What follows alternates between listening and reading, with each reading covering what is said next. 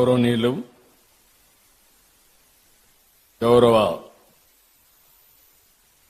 న్యాయ మరియు మైనారిటీ సంక్షేమ శాఖ మంత్రి ఫరూక్ గారు, సహచర మంత్రివర్గ సభ్యులు కొల్లు రవీంద్ర గారు, సవిత గారు,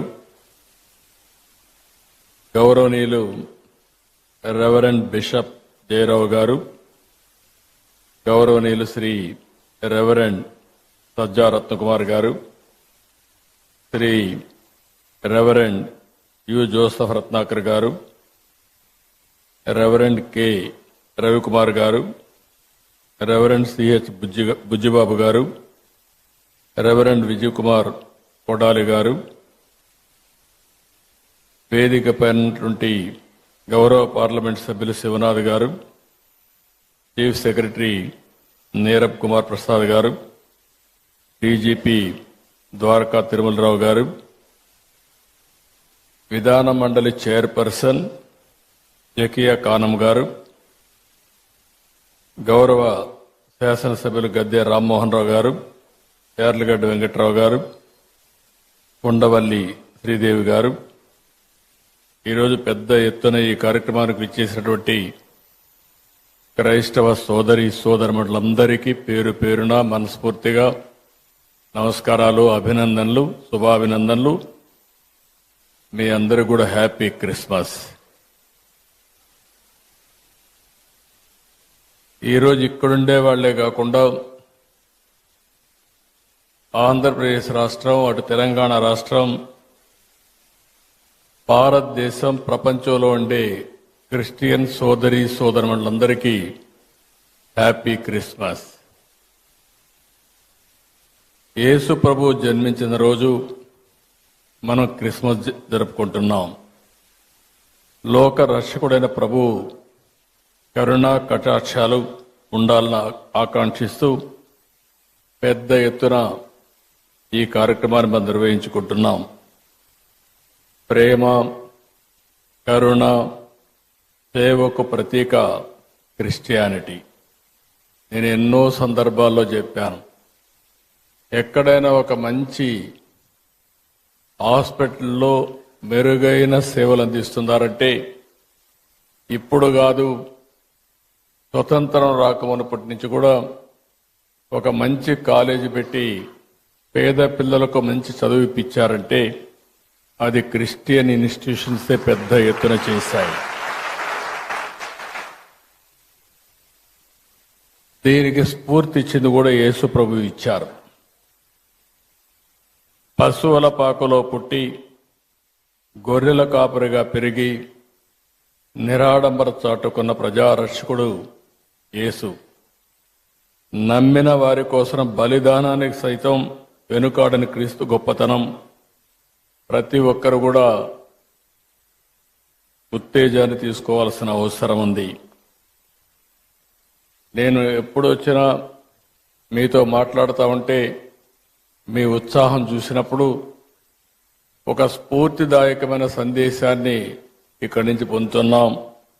ఎల్లప్పుడూ కూడా మనందరం ప్రభు త్యాగాన్ని స్మరించుకోవాలి, శాంతి మార్గాన్ని అనుసరించాలి, ప్రేమతత్వాన్ని పెంచుకోవాలి, ఈర్ష్య ద్వేషాలు పరారదొలాలి, అబద్ధం, లంచం వంటి పాపాలకు దూరంగా ఉండాలి.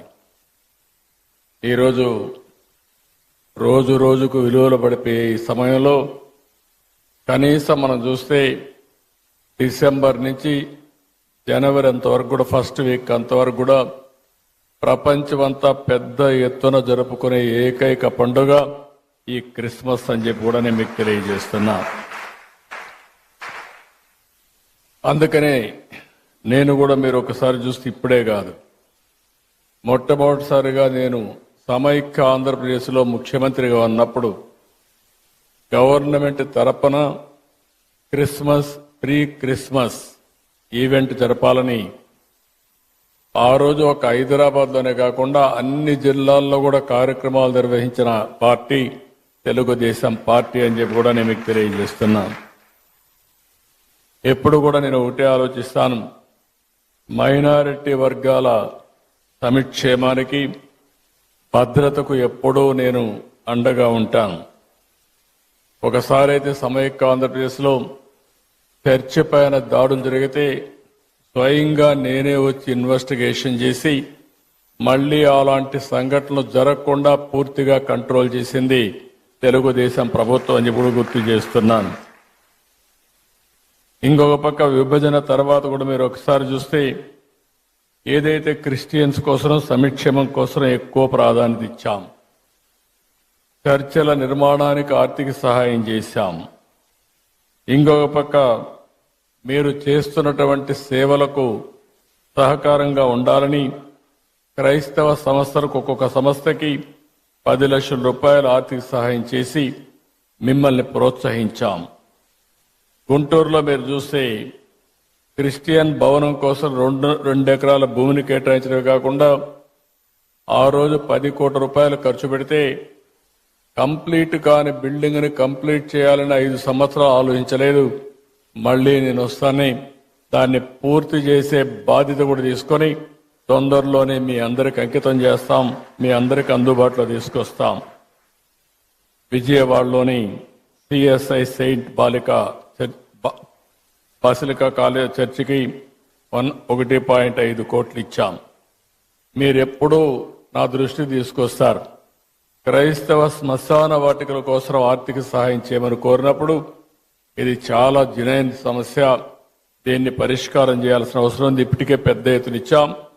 భవిష్యత్తులో కూడా మీకు పూర్తిగా అండగా ఉంటామని చెప్పి కూడా నేను మీకు తెలియజేస్తున్నా. ఇదే కాకుండా జెరూసలం వెళ్లే క్రైస్తవులకి మొట్టమొదటిసారిగా ఆర్థిక సహాయం ప్రవేశపెట్టిన పార్టీ తెలుగుదేశం పార్టీ. ఆ విధంగా కూడా మనం ముందుకు పోయాం. ఇంకొక పక్క క్రైస్తవ విద్యార్థుల సంక్షేమం కోసం ప్రీ మెట్రిక్ స్కాలర్షిప్లు కానీ, పోస్ట్ మెట్రిక్ స్కాలర్షిప్లు కానీ, ట్యూషన్ ఫీజు అంతా కూడా రీఎంబర్స్మెంట్ చేయడం కానీ ఇవన్నీ చేశాం. ఈరోజు ఇలాంటి కార్యక్రమాలు 1-2 కాదు, చాలా కార్యక్రమాలు చేసి మనం ముందుకు పోయే పరిస్థితికి వచ్చాం. ఈరోజు ఇంకొక పక్కన మీరు చూస్తే 5 సంవత్సరాలు క్రిస్టియన్ సంస్థలు ప్రారంభించినటువంటి ఎయిడెడ్ ఇన్స్టిట్యూషన్స్ అన్ని డ్యామేజ్ చేసే పరిస్థితికి వచ్చారు, నిర్వీర్యం చేసే పరిస్థితికి వచ్చారు. ఈరోజు మా పార్టీ మనందరి నాయకుడు తెలుగుదేశం పార్టీ అధినేత ఎన్టీ రామారావు గారు కూడా ఏసీ కాలేజీలో చదువుకున్న విషయం మనం మర్చిపోలేం. ఆయన విజయవాడలో ఉండి గుంటూరుకు చదువుకున్నాడంటే అలాంటి స్టాండర్డ్స్ అన్ని కూడా ఆ రోజుట్లోనే ఇవ్వగలిగారు. అది వీరి యొక్క విశిష్టత అని చెప్పి కూడా నేను మీకు తెలియజేస్తున్నా. ఇప్పుడే చాలా మంది మాట్లాడారు. గడచిన 5 సంవత్సరాలుగా రాష్ట్రంలో మనం చూస్తే ఇది సందర్భం కాకపోయినా చెడును ఒకసారి ఆలోచించుకుని మళ్లీ చెడును జరగకుండా అందరికీ న్యాయం చేసే విధంగా ఈ ఎన్డీఏ ప్రభుత్వం, తెలుగుదేశం ప్రభుత్వం ముందుకు పోతామని మీ అందరికీ హామీ ఇస్తున్నా. ఎక్కడ ఏమాత్రం కూడా రాజీ లేకుండా పనిచేస్తాం. ఒక్క విషయం మనం గుర్తుపెట్టుకోవాల్సిన అవసరం ఉంది. God will never leave you empty. He will replace everything you lost. If He asks you to put something down, it is because He wants you to pick up something greater. అది మనం చూసినప్పుడు ఇది తప్పకుండా జరుగుతుంది. పేదల పట్ల, ధర్మాన్ని నమ్మిన వారి పట్ల దేవుడు ఎల్లప్పుడూ అండగా ఉంటాడు. మా ప్రభుత్వం ఒకటే చెప్తున్నాం, క్రిస్టియన్స్ కి పూర్తిగా అండగా ఉంటామని మనస్ఫూర్తిగా మీ అందరికీ భరోసా ఇస్తున్నాను. ఇప్పటికీ సంక్షేమ కార్యక్రమాల్లో ఏ విధంగా చేయాలనో ఇంత మునిపే పెద్దలందరూ మాట్లాడారు. ఆర్థిక సమస్యలు ఉన్నాయి, లెగసీ ప్రాబ్లమ్స్ వెంటాడుతున్నాయి. నేను 4వసారి ముఖ్యమంత్రి. 3 సార్లు నాకు ఎప్పుడు ఇంత కష్టం అనిపించలేదు. ఇప్పుడు నాకే అర్థం కావడం, ఎంత తొవ్వితే అంత బాధలన్నీ బయట వస్తున్నాయి. ఒక పక్క మనసు ఉంది, దూసుకుపోవాలనే మనస్తత్వం ఉంది. ఇంకొక పక్కన చూస్తే వెసులుబాటు లేని పరిస్థితి. ఓసారి చిన్న చిన్న కష్టాలు వచ్చినప్పుడు 4-5 సార్లు కూర్చుంటే సమస్యకు పరిష్కారం దొరుకుతుందేమో కానీ ఈ 6 నెలల నుంచి నేను రాత్రింబగళ్ళు ఆలోచిస్తున్నా, పట్టుదలగా పరిశోధిస్తున్నా, అయినా కూడా ఇప్పటికి కూడా నాకు ఒక దారి దొరకలేదంటే ఎంత డ్యామేజ్ జరిగిందో మీరు అందరూ గుర్తుపెట్టుకోవాల్సిన అవసరం ఉంది. అయితే కానీ నాకు ఒక బాధ్యత మీరందరూ ఇచ్చారు. ఆ బాధ్యతతో తప్పకుండా ఎట్టి పరిస్థితిలో మళ్లీ పూర్వ వైభవం తీసుకొచ్చే వరకు వదిలిపెట్టనని చెప్పి కూడా మీ అందరికి హామీ ఇస్తున్నా. అందరికీ న్యాయం చేసేది నా విధానం. నన్ను చూశారు. ఏ ఒక్కరికి కూడా నేను ముఖ్యమంత్రిగా ఉన్నప్పుడు కానీ తెలుగుదేశం పార్టీ అధికారులప్పుడు జరగలేదు. మొన్నే మీరు చూస్తే పాస్టర్స్ కి ఫాదర్స్ కి ఆ రోజు పెట్టిన ఆందోళన మా వాళ్ళు ఎన్ని కష్టాలు ఉన్నాయన్నా కాదు, ఈ క్రిస్మస్ సందర్భంగా దాన్ని క్లియర్ చేయాలని నేనే సంతకం పెట్టి క్లియర్ చేశానని చెప్పి కూడా నేను మీకు తెలియజేస్తున్నా. అదే మరిగా క్రిస్టియన్ మిషనరీస్ కోసం ప్రాపర్టీస్ డెవలప్మెంట్ బోర్డు ఏర్పాటు చేయాలి అని కూడా కొన్ని వచ్చాయి. చర్చల నిర్మాణానికి, అదే మరి రీకన్స్ట్రక్షన్కి ఆర్థిక సహాయం, ఇలాంటివన్నీ కూడా చాలా ఇష్యూస్ ఉన్నాయి.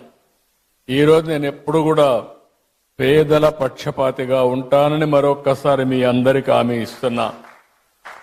నేను అనునిత్యం ఒకటే ఆలోచిస్తున్నాను, ఏ విధంగా పేదరికం లేని సమాజాన్ని మనం రూపకల్పన చేసుకోవాలనో దానికి ఆలోచించాల్సిన అవసరం ఉంది.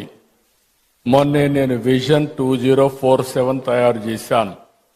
స్వర్ణాంధ్రప్రదేశ్ విజన్ తయారు చేశాం, రూపకల్పన చేశాం. అందులో మొట్టమొదటి పాయింట్ మీరు చూస్తే జీరో పావర్టీ. ఇంతవరకు అందరం చెప్పారు మేము పేదరిక నిర్మూలన చేస్తామని చెప్పారు, కానీ నేను పెట్టింది ఆర్థిక అసమానతలు తగ్గించే విధంగా మొట్టమొదటిసారిగా పేదల్ని పూర్తిగా ఆర్థికంగా పైకి తీసుకొచ్చే వరకు ఈ ప్రభుత్వం అండగా ఉంటామని చెప్పి మరొకసారి తెలియజేస్తున్నా. ఈరోజు డబ్బులు సంపాదించిన ప్రతి ఒక్కరూ ఆలోచించాలి, మనకి సంపద వచ్చిందంటే సమాజం వల్ల వచ్చింది. ఆ సమాజంలో ఇంకా పేదరికం ఉండడం ఇది మనందరికీ ఆలోచింపజేసే విధానం. అందుకనే ప్రతి ఒక్కరూ ఆలోచించాల్సింది పేదరిక నిర్మూలన, జీరో పావర్టీ, అంతేకాకుండా ఆర్థిక అసమానతలు తగ్గించాలి. ఈరోజు ఈ యొక్క క్రిస్మస్ సందర్భంగా మిమ్మల్ని అందరినీ కోరుతున్నా, కొంతమంది దగ్గర లక్షల కోట్ల రూపాయలుండి పేదవాడి దగ్గర 3 పూట్ల తిండి తినడానికి వీలు లేని పరిస్థితుంటే అది సమాజహితం కాదని చెప్పి మరొకసారి మీ అందరికీ విజ్ఞప్తి చేస్తున్నా. దీనికోసం ఒక అచంచలమైన దీక్షతో పనిచేస్తాం, అన్ని విధాల ముందుకు పోతామని చెప్పి కూడా నేను మీకు తెలియజేస్తున్నాను. ఈరోజు మీ అందరిని చూసినప్పుడు ఎప్పుడు కూడా ఇలాంటి కార్యక్రమాలకు వస్తే మళ్ళీ నేను కూడా రీఛార్జ్ అయ్యి మళ్ళా ఏం చేయాలో ఆలోచించే శక్తిని, సమర్థతని ఇస్తుంది. అలాంటి కార్యక్రమానికి ఈరోజు వచ్చాను. మీ అందరితో కలిసి ఈరోజు ప్రీ క్రిస్మస్ చేసుకోవడం చాలా ఆనందదాయకం. నేను ఈ నెలంతా కూడా మనందరం ఒక విషయం చూస్తే ఓసారి కొన్ని పండుగలు ఒకరోజు చేస్తాం, కానీ డిసెంబర్ 15 నుంచి స్టార్ట్ అయ్యి, డిసెంబర్ నుంచే స్టార్ట్ అయ్యి జనవరి 15 వరకు మళ్ళీ ఒక నెలంతా కూడా పండుగలు చేసుకునే ఏకైక పండుగ క్రిస్మస్ అని చెప్పి కూడా నేను మీకు తెలియజేస్తున్నా. ఈ క్రిస్మస్ సందర్భంలో మళ్ళీ మనం ఒకసారి చూస్తే అనేకమైన స్ఫూర్తిదాయకమైనటువంటి ఆలోచనలు చేస్తాం. ప్రతి ఒక్కరూ ఏ విధంగా ఉండాలి, యేసు ప్రభువుని ఏ విధంగా ఆదర్శంగా తీసుకోవాలి, ఏ విధంగా ఆయన స్ఫూర్తిని సమాజ హితం కోసం ముందు తీసుకుపోవాలో ఆలోచించే సమయం. ఈ సమయంలో నేను ఒకటే మీకు హామీ ఇస్తున్నా, ఈ ప్రభుత్వం మీకు అండగా ఉంటుంది. వ్యక్తిగతంగా నేను మీకు అండగా ఉంటా. మీ సమస్యలను పరిష్కారం చేసి ఎక్కడ పేదరికం ఉంటే అక్కడ మేము ఉండి అన్ని విధాలా మిమ్మల్ని ఆదుకుంటామని చెప్పి మరొక్కసారి తెలియజేసుకుంటూ అందరికి కూడా హ్యాపీ క్రిస్మస్, మేరీ క్రిస్మస్. చాలా ఇలాంటి ఎప్పుడు కూడా ఇదే విధంగా అందరం ఆనందంగా ఉండాలని యేసు ప్రభువును మరొకసారి ప్రార్థిస్తూ హ్యాపీ క్రిస్మస్.